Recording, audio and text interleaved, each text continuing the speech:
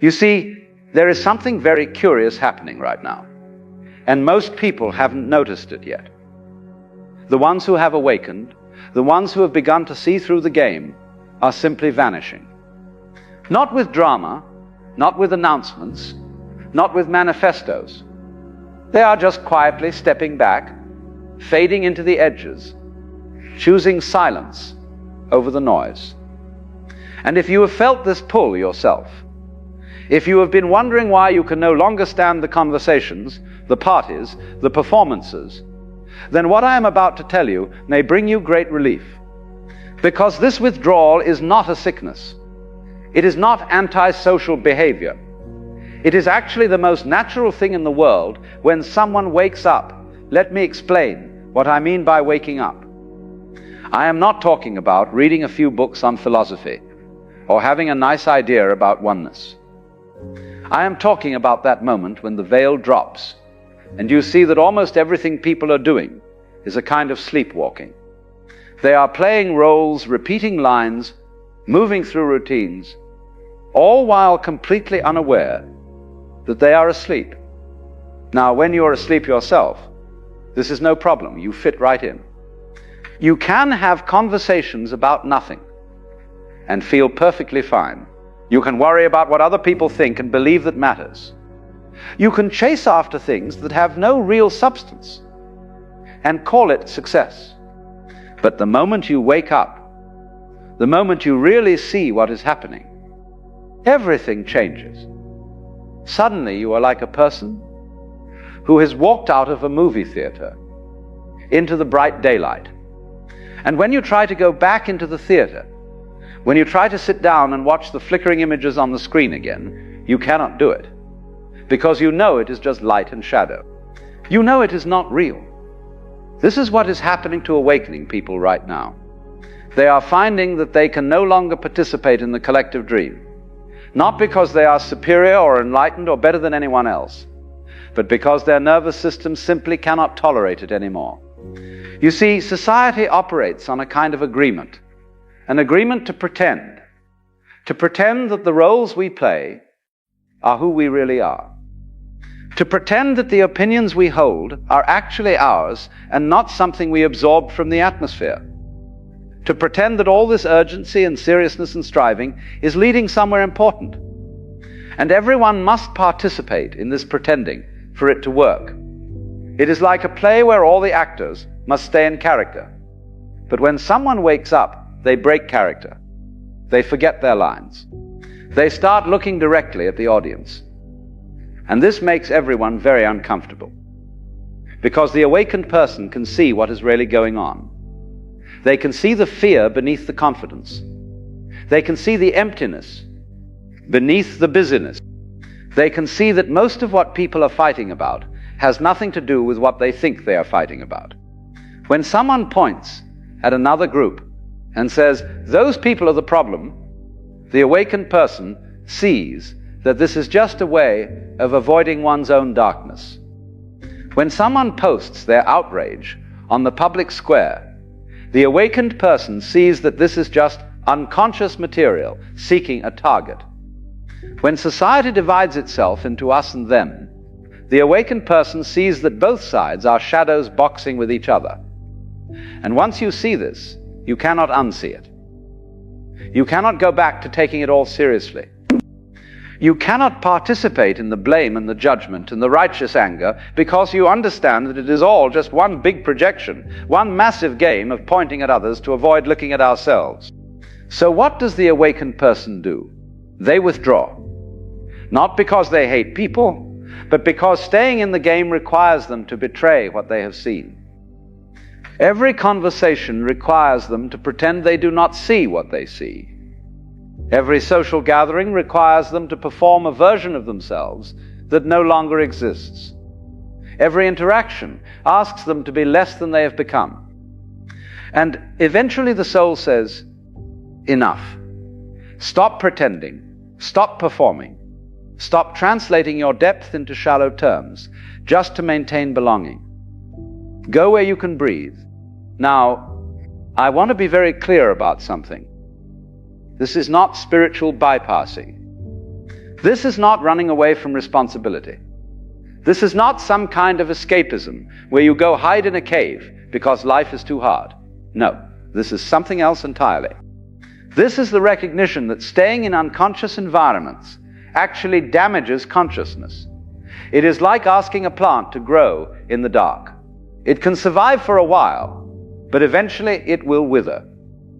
The awakened person discovers that being around unconsciousness is not just uncomfortable, it is depleting. Every time you are surrounded by people who are asleep, you have to work very hard to maintain your own wakefulness. You have to constantly filter out the projections. You have to hold your center while chaos swirls around you. You have to remain clear while everyone else is foggy. And this takes tremendous energy. Invisible energy that no one sees or appreciates. You're doing psychological work that others are not even aware needs to be done. And after a while you realize that you are spending all your energy just trying to stay conscious in environments that are actively pulling you back to sleep. So you make a choice. You choose consciousness over belonging. You choose truth over acceptance. You choose your own inner clarity over the approval of people who cannot see what you see. And this is when the disappearing begins. First, you leave social media because you realize it is a machine designed to keep people unconscious. Every scroll is an invitation to judgment, comparison, outrage, distraction. For someone who is awakened, it feels like swimming in sewage, so you simply stop. You delete the applications, you stop checking, and suddenly you have hours of life returned to you. Then you start leaving social circles. Not with anger or announcements. You just stop showing up. Because you realize that most social gatherings are performances. People performing their success, their happiness, their opinions. And you can no longer perform.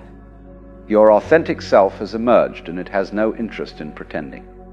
Then you leave certain relationships. Not because you stop caring about people, but because some relationships were built on who you used to be, on the sleeping version of yourself.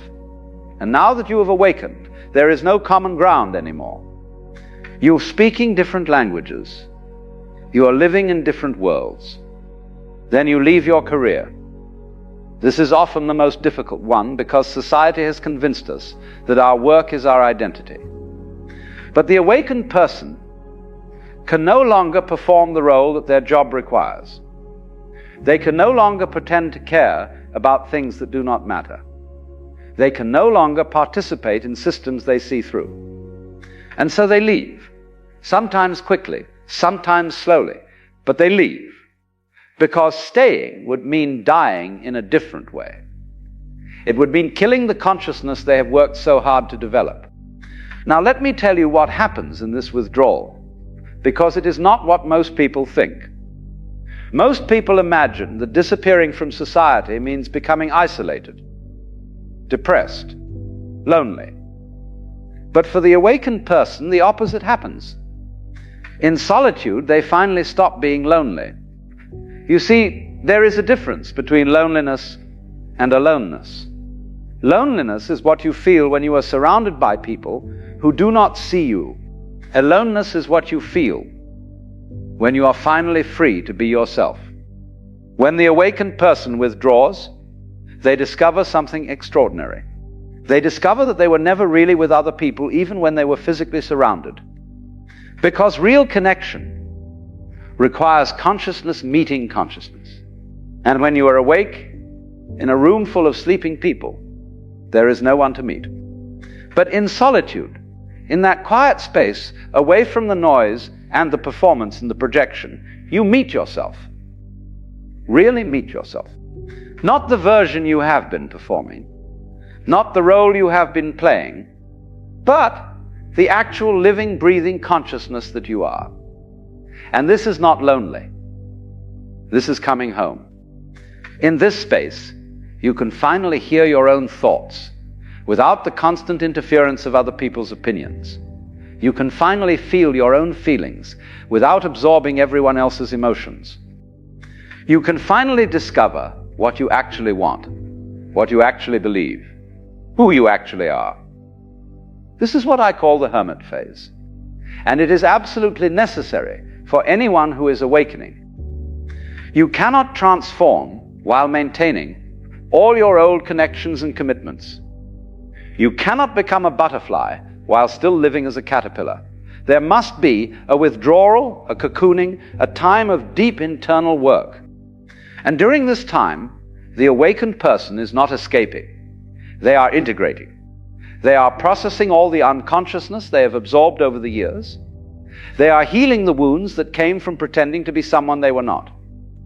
They are developing the strength to stand in their truth, even when everyone around them is still asleep. This is hard work, much harder than staying asleep. Because when you are awake, you can no longer blame others for your suffering. You can no longer project your darkness onto convenient targets. You can no longer avoid your own depths by staying busy and distracted. You must face everything, all the fear, all the pain, all the ugliness that you have been avoiding. And you must do this alone because no one else can do it for you. But here is the beautiful thing. Once you have done this work, once you have integrated your shadow and found your authentic self, you are no longer dependent on others for your sense of reality. You are no longer looking for approval or validation or belonging. You have found something much more valuable. You have found yourself. And from this place, if you choose to return to society, you return differently. Not to participate in the unconsciousness, but to offer something else, a different frequency, a different possibility. You become what I call a border dweller, someone who lives on the edge between the sleeping world and the awakened world. You are present, but not absorbed, available but not dependent, engaged but not entangled. You might work with individuals who are beginning to wake up.